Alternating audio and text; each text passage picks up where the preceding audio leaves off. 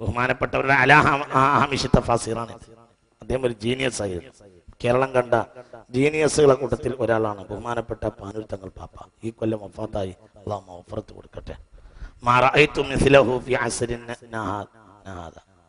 അങ്ങനത്തെ ഒരാളെ രായിസില് ഞാൻ ഇങ്ങനെ ഇത്ര ഒരു കഴിവുള്ള ഒരാളെ രായിസിൽ നമ്മൾ വളരെ അപൂർവം ചില ആളുകളെ മാത്രമേ കണ്ടിട്ടുള്ളൂ. മഹാനായ ശംസുൽ ഉലമ റഹിമഹുല്ലാഹ് അങ്ങോട്ടും അവർ ഇങ്ങോട്ടും ബഹുമാനിക്കുന്നവരായിരുന്നു. അദ്ദേഹം വളരെ വലിയ ആളായിരുന്നു. ഒരു മഹാബൗദ്ധികതയുടെ അവസാനത്തെ കണ്ണിയായിരുന്നു അദ്ദേഹം. ഈ കഴിഞ്ഞ 2-3 മാസം മുമ്പ് മരണപ്പെട്ടു പോയി. വലിയ വലിയ ആളുകളൊക്കെ മരിച്ചതിന് ശേഷം നമ്മൾ മനസ്സിലാക്കുക വലിയൊരാളായിരുന്നു എന്ന് മാത്രമല്ല, ഇത് ഇങ്ങനത്തെ ഒരു തഫ്സീർ അലാഹാമിഷി തഫാസീർ ഇവിടെ കണ്ണൂർ ജില്ലയിലാണ് ഉണ്ടാക്കിയത്.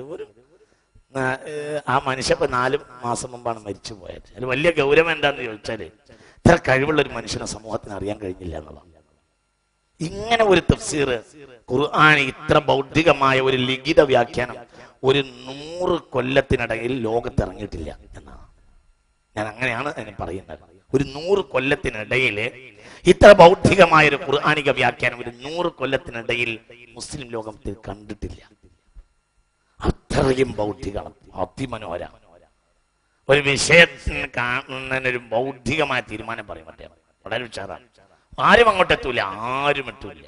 ഈ 100 കൊല്ലത്തിനിടയിൽ മുസ്ലിം ലോകം പരിചയപ്പെട്ടത് ഷെയ്ഖ് മുത്തവല്ലി ഷാറാവിയുടെ തഫ്സീർ എൻ്റെ കയ്യിലുണ്ട്, തൊന്താവിയുടെ തഫ്സീർ എൻ്റെ കയ്യിലുണ്ട്, എല്ലാം എൻ്റെ കയ്യിലുണ്ട്. ഞാൻ വെറുതെ പറയുകയല്ല, ആ തഫ്സീറൊക്കെ എൻ്റെ കയ്യിലുണ്ട്. പക്ഷേ ഈ കേരളത്തിൽ എഴുതിയ അലാഹാമിഷി തഫാസീറിന് ജലാലിനിക്ക് അദ്ദേഹം കൊടുത്ത വ്യാഖ്യാനമാണ്. വളരെ മനോഹരമായിട്ടുണ്ട്. അല്ലാഹു തആല സ്വർഗ്ഗത്ത് അദ്ദേഹത്തിന് ദറജ ഉയർത്തി കൊടുക്കട്ടെ.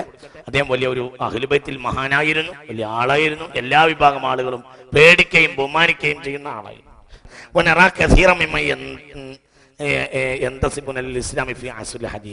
ഇന്ന് നമ്മുടെ നാട്ടിൽ മുസ്ലിമീങ്ങളാന്ന് പറഞ്ഞു നടക്കുന്ന ചില ആളുകൾ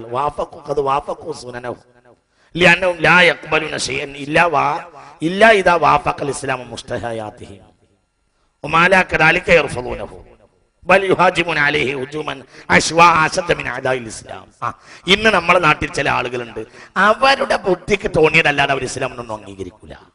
അങ്ങനത്തെ ചില ആളുകൾ നമ്മുടെ നാട്ടിലുണ്ട്. അവർ സിഹർ അംഗീകരിക്കൂല, മറ്റു പല കാര്യങ്ങളും കണ്ണേർ അംഗീകരിക്കൂല, പലതും അംഗീകരിക്കൂല. എന്താ കാരണം? അവരുടെ ബുദ്ധിക്ക് എന്താ യോജിക്കാത്തത് അത് അവർ അംഗീകരിക്കൂല. തന്നെ അവര് ഇസ്ലാമിന്റെ അവരൊക്കെ തോന്നിയതിനപ്പുറം അവരൊന്നും അംഗീകരിക്കുകയില്ല. അവരെ ബുദ്ധിക്ക് യോജിക്കാത്തവർ അംഗീകരിക്കില്ല.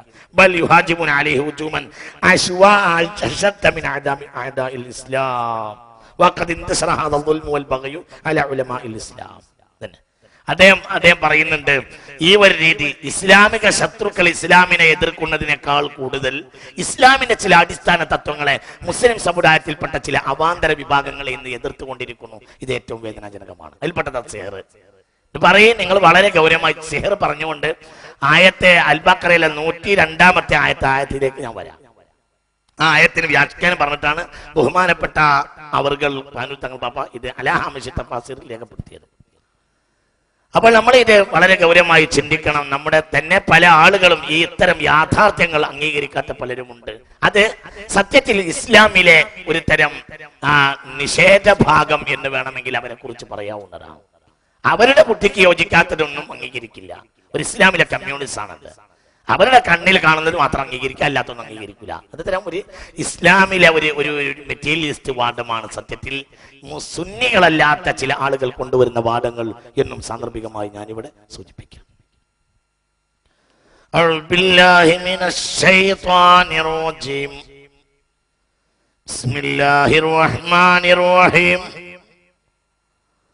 واتبعوا ما تتلو الشياطين على ملك سليمان وما كفر سليمان ولكن الشياطين كفروا يعلمون الناس السحر وما أنزل على الملكين ببابل هاروت وماروت وما يعلمان من أحد حتى يقولا إنما نحن فتنة فلا تكفروا فيتعلمون منهما ما يفرقون به بين المرء وزوجه വമാ ഹും ബിളാരീന ബിഹി മിൻ അഹദിൻ ഇല്ലാ ബിഇസ്നില്ലാഹ്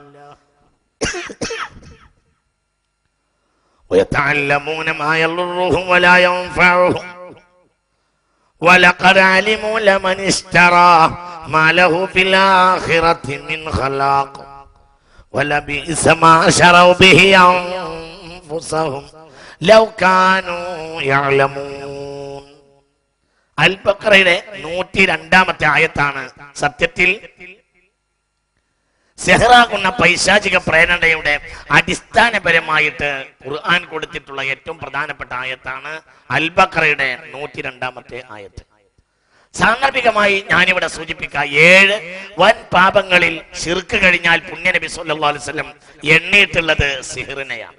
7 വൻ പാപങ്ങൾ. 1 അശ്ശിർക്കു ബില്ലാഹി വസ്സിഹ്റു എന്ന കൊലപാതകത്തെക്കാൾ മുന്തിച്ചിട്ടാണ് സെഹറിനെ കൊടുത്തിട്ടുള്ളത്. ഇത് നമ്മൾ ഗൗരവമായി ആലോചിക്കണം. എന്തുകൊണ്ട്? സെഹറിലും കൊലപാതകത്തിന്റെയും 2 തട്ടിലാ വെച്ചത്. കൊല സത്യത്തിൽ ഒരാളെ കൊല്ലാന്ന് പറഞ്ഞാൽ ലോകത്തെ മുഴുവനും കൊന്നത് പോലെയാണെന്ന് വിശുദ്ധ ഖുർആൻ പറയുന്നുണ്ട്. അല്ലാഹു തആല കാത്തിരക്ഷിക്കട്ടെ. എന്നാലോ അതിന്റെ മേലെയാണ് സെഹറിന്റെ സ്ഥാനം. ഒരാളെ കൊന്നതിനേക്കാൾ വലിയ പാപമാണ് സിഹ്ർ കൊണ്ടുണ്ടാവുക. എന്തുകൊണ്ട്?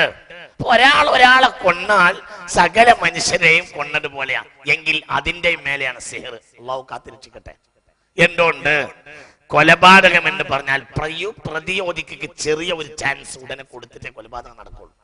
ഒരാൾ പെട്ടെന്ന് കൊല്ലാൻ ശ്രമിച്ചാലും പെട്ടെന്ന് കൊല്ലാൻ നോക്കിയാലും സെക്കൻഡിന്റെ ഒരു നേരിയ അളവെങ്കിലും തിരിച്ചൊന്ന് പ്രതിരോധിക്കാൻ അയാൾക്ക് അവസരം കൊടുക്കും, എന്നിട്ട് കൊല്ലുള്ളൂ. അതാണ് കൊലപാതകം.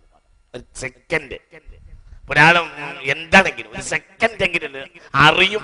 ആ കൊലപാതകം നടക്കുമ്പോ അറിയും തന്നെ കൊല്ലാണ്. നേരെ മറിച്ച് സിഹ്ർ ചെയ്യുമ്പോഴോ അതിന്റെ പിന്നിലുള്ള പ്രവർത്തനങ്ങളെ അറിയാൻ സാധ്യമല്ല. സത്യത്തിൽ സിഹ്റായിരിക്കും. കൊല്ലങ്ങളോളം ഈ മനുഷ്യനിങ്ങനെ എന്താണ് എന്റെ രോഗമെന്നറിയാതെ ഇങ്ങനെ തെണ്ടി നടക്കും. ആശുപത്രിയിൽ മുഴുവനും കയറി നടക്കും. കാര്യം സിഹ്റായിരിക്കും. ഉള്ള പണം മുഴുവനും പോകും, ആയുസ് പോകും, എല്ലാം പോകും. മാത്രമല്ല കാത്തിലിന് മരിക്കുന്ന സെക്കൻഡ് വരെ ഇബാദത്തിന് കഴിയും. ഏത് കാര്യവും നശാത്തോടു കൂടെ ചെയ്യാൻ കഴിയും. മസ്റൂറിനോ സിഹ്ർ ബാധിച്ച പിന്നെ ഒരു തരം കുഴയലുണ്ടാവും. വിശുദ്ധ ഖുർആൻ പലിശ തിന്നവനെ പറ്റി പറഞ്ഞ പോലെയാണ് സിഹ്ർ ബാധിച്ചവനോട് ബന്ധപ്പെടുത്തിയതുപോലെയാണ് പലിശ തിന്നവനെ പറഞ്ഞത്. അവിടെ പറയുന്ന ആയത്ത് നമ്മൾ ചിന്തിക്കണം. ലാ യഖൂമൂന ഇല്ലാ കമാ യഖൂമുല്ലദീ യതഖബ്ബതുഹു ശൈത്വാൻ. പിശാച് ബാധ ഏറ്റവനെ പോലെ അല്ലാതെ പലിശ തിന്നവന് മഹ്ശറിൽ എണീക്കാൻ കഴിയൂല. എന്താണ് ആ പറഞ്ഞ വാക്കിന്റെ താല്പര്യം? പിശാച് ബാധ ഏറ്റവൻ എണീക്കുമ്പോഴത്തിന് വീണു. അങ്ങനെയാണ്. കുഴയലുണ്ടാവും, ഭയങ്കര ഫുത്തൂറുണ്ടാവും, തളർച്ച ഉണ്ടാവും. ഇതാണ് പലിശക്കാരന് മഹ്ശറിൽ ഉണ്ടാവുക. അല്ലാഹു കാക്കട്ടെ. ഒരു ഉദാഹരണം പറഞ്ഞാണ്. അവിടെ ഒരു ഉദാഹരണമാണ് പറഞ്ഞത്. പലിശക്കാരൻ പിശാച് ബാധ ഏറ്റവനെ പോലെ അല്ലാതെ എണീക്കുകയില്ല എന്ന ആയത്തിന്റെ വ്യാഖ്യാനത്തിൽ റഈസുൽ മുഫസ്സിരീൻ ഇബ്നു അബ്ബാസ് റളിയല്ലാഹു അൻഹു പറയുന്നുണ്ട്. അവന്റെ വയറിനെ താങ്ങി പിടിച്ചെണീക്കും, വീണു പോവും.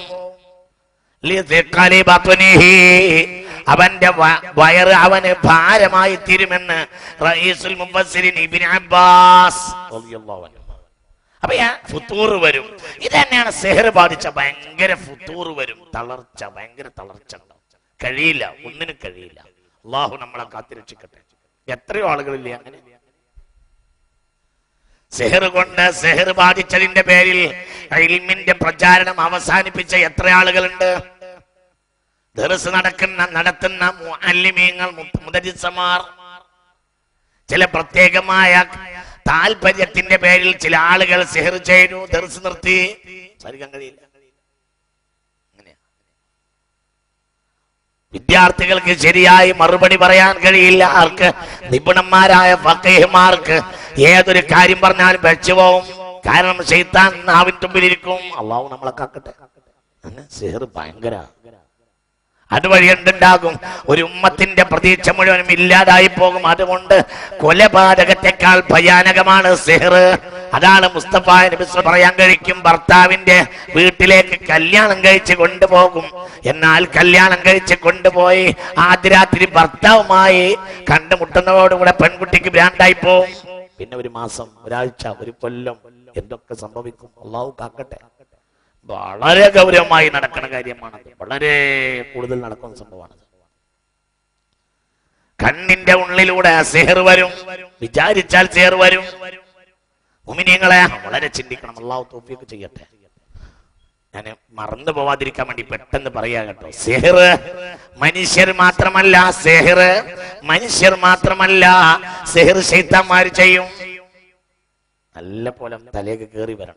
നല്ല പോലെ സിഹറിന് ആള് വേണ്ട. സിഹർ ഒറ്റ കിടക്കും, ആള് വേണ്ട.